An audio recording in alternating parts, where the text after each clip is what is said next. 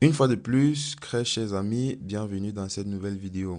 Nous avons vu dans le tutoriel précédent comment installer le module Python afin que ça soit exécutable sur notre machine et nous avons vu également comment configurer Python pour que ça soit exécuté dans l'environnement de notre machine.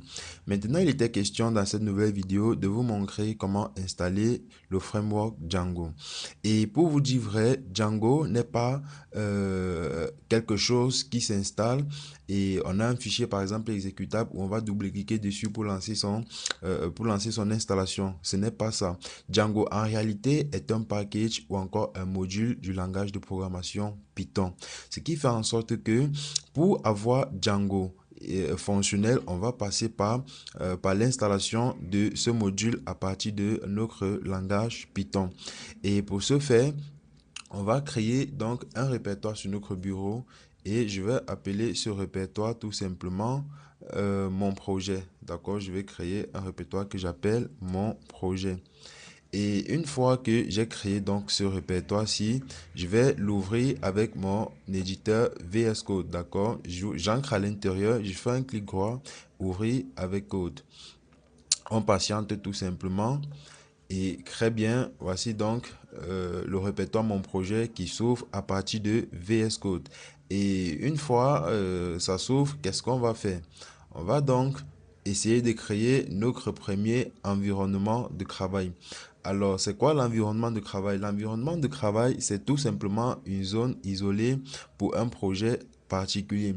Qu'est-ce que ça veut dire?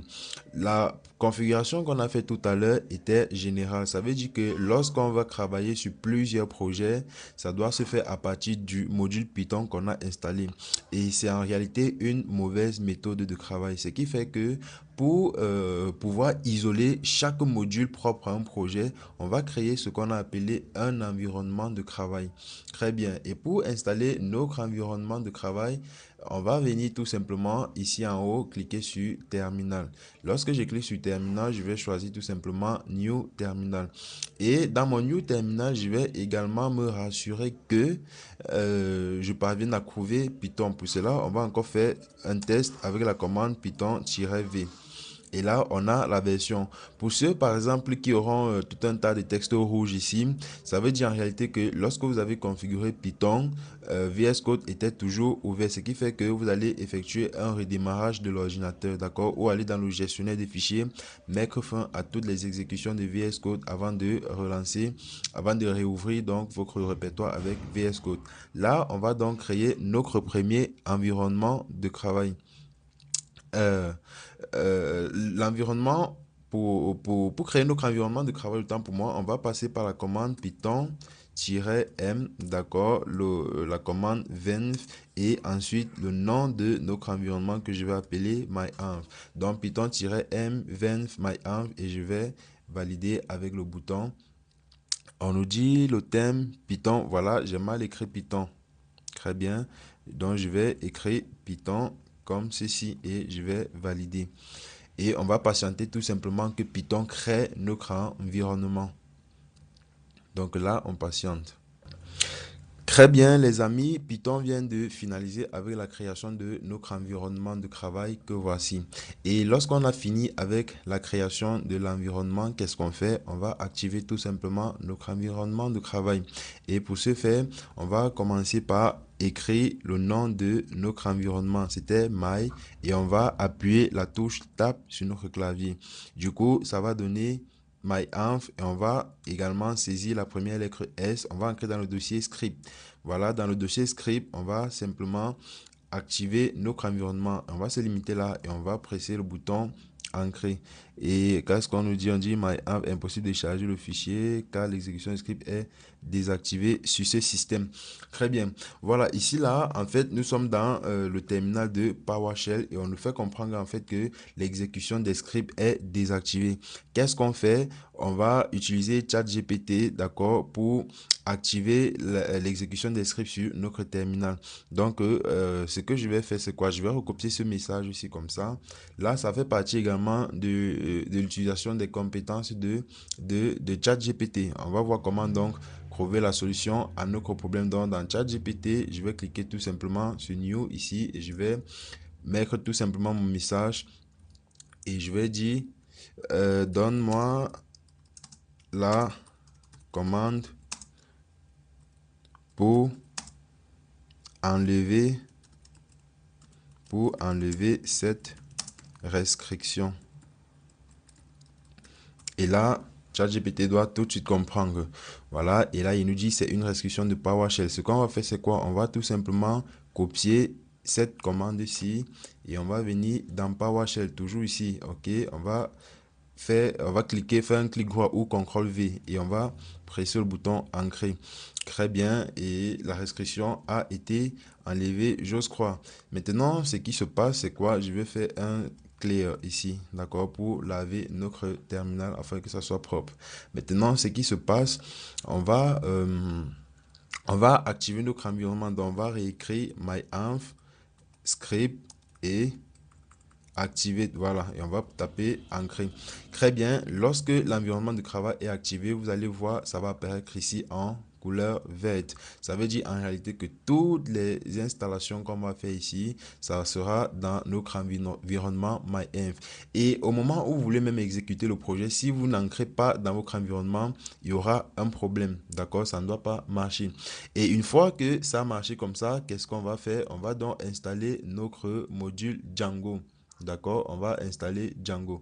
Et pour installer Django, on va faire pip install tout simplement Django comme ceci et on va appuyer sur le bouton ancrer et on va attendre tout simplement que Django s'installe.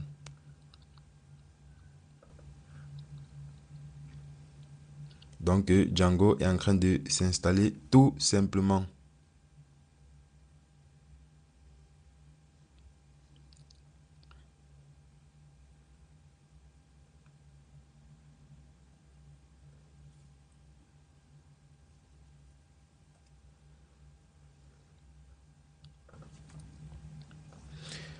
Très bien, Django vient de s'installer et l'installation est terminée. On a quand même une petite note d'information ici qui nous dit run Python exe. Ok, on nous demande de mettre à jour notre gestionnaire d'installation.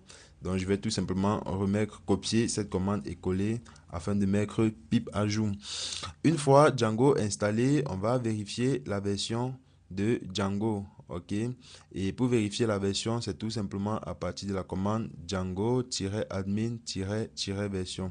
Donc on attend la mise à jour de notre pip et on va donc vérifier la version que Django, la version installée de Django.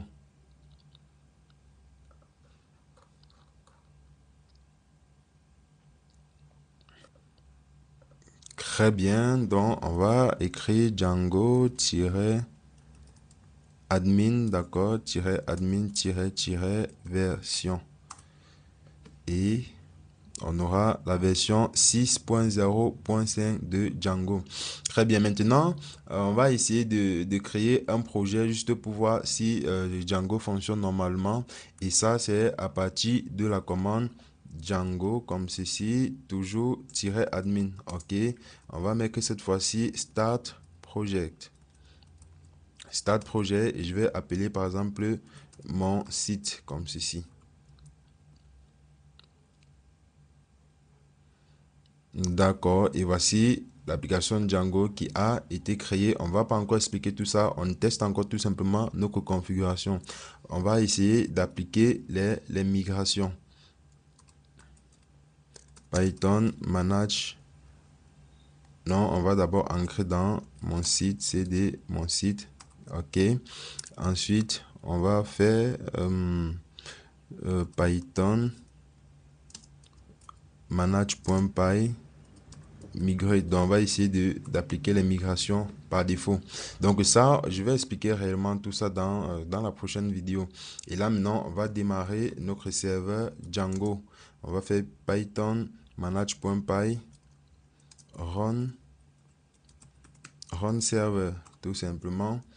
Et on va tester. Donc là, on va juste tester que notre backend fonctionne très bien. Et on va donc cliquer sur le lien ici là et voir si ça fonctionne très bien. Voilà. Comme notre VS Code exécute déjà quand même exécute déjà les sites, d'accord, dans son éditeur. On voit que ça fonctionne. Donc, généralement, on va plutôt travailler sur un navigateur réel, d'accord. Je viendrai donc ici et je vais copier le lien, coller. Là, Django fonctionne, Django est prêt à l'emploi. Donc, ça veut dire que notre backend a été bien configuré.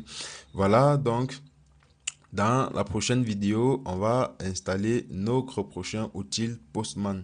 Puisque je vous ai dit ici, on va travailler comme des devs full stack, d'accord? On va installer Postman, qui est l'outil qui va nous permettre de tester nos requêtes. Parce que en réalité, dans la culture des développeurs, un développeur back-end, en réalité, n'a forcément pas besoin de savoir coder front-end, ok? Ce qui fait que lorsqu'il doit finir de développer tout son back-end, il doit tester ses endpoints. On va expliquer cette notion technique là. Il va d'accord tester ses endpoints et voir si ça fonctionne très bien avant d'envoyer toute la documentation au développeur front-end. Donc et généralement c'est Postman qui nous permet de faire ce test là. Et Postman n'est pas le seul outil. Il y a Swagger généralement qui est un module directement intégré dans les frameworks. Mais nous on va utiliser Postman parce que c'est Postman est très fluide et très propre dans la lecture. Donc, on se dit à la prochaine vidéo pour l'installation de Postman.